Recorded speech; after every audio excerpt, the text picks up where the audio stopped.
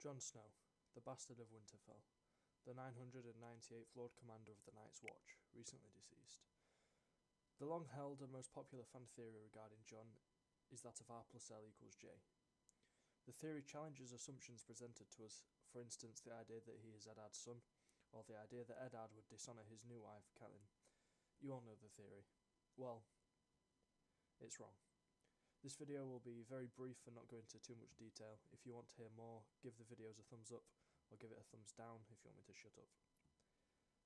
His mother is a Shara Dane, and his father is in fact Eddard.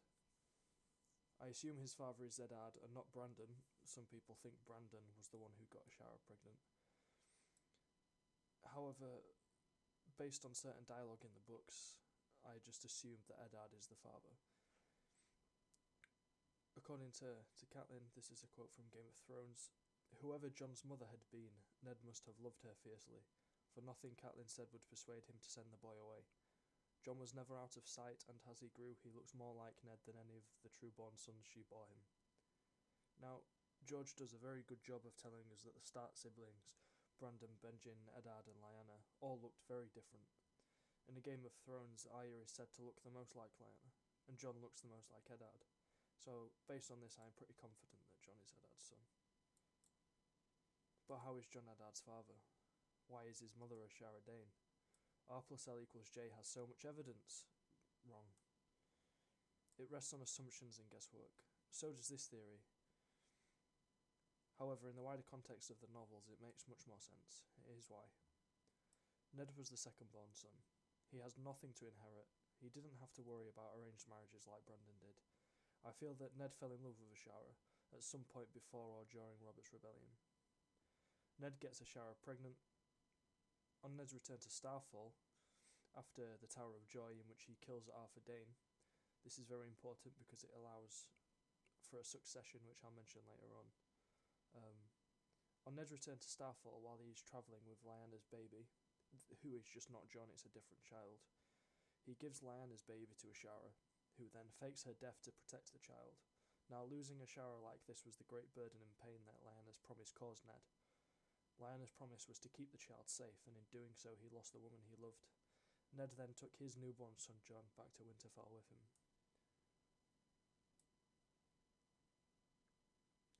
So that is Jon Snow's parentage.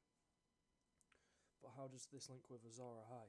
I mentioned in the title that Jon Snow's real mother being a Shara Dane is incredibly relevant to the prophecy of Azor Ahai and how Jon could be and may well be Azor Ahai. According to prophecy in ancient books of Ashai from over 5,000 years ago, Azor Ahai is to be reborn again as a champion sent by R'hllor.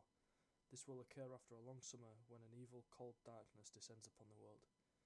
It is said that wielding Lightbringer, once again, Azor Ahai will stand against the others, and if he falls, the world fails with him. So what's important about Azor Ahai is Azor Ahai wields Lightbringer.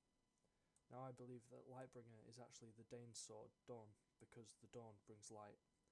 Lightbringer and Dawn can be used interchangeably as words. Now it is tradition for the men of House Dane to wield the sword, and this man is called the Sword of the Morning. Now this could be a reference to Azor Ahai bringing light to the world after the long night comes again. Arthur Dayne was the Sword of the Morning. He died, a Shara is his sister, and a Shara gave birth to Jon Snow. Jon is the next Sword of the Morning. He will wield Dawn. Dawn is Lightbringer. Here's a quote. "Dawn remains at Starfall until another Sword of the Morning shall arise." Hold on. Arise? I think this refers to Jon Snow's resurrection.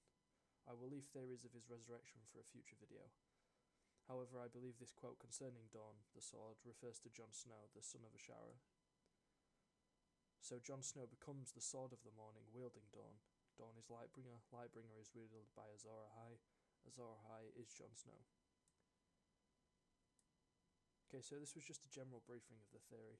I hope you enjoyed it, and if you disagree, please be civil and engage in discussion. Thank you.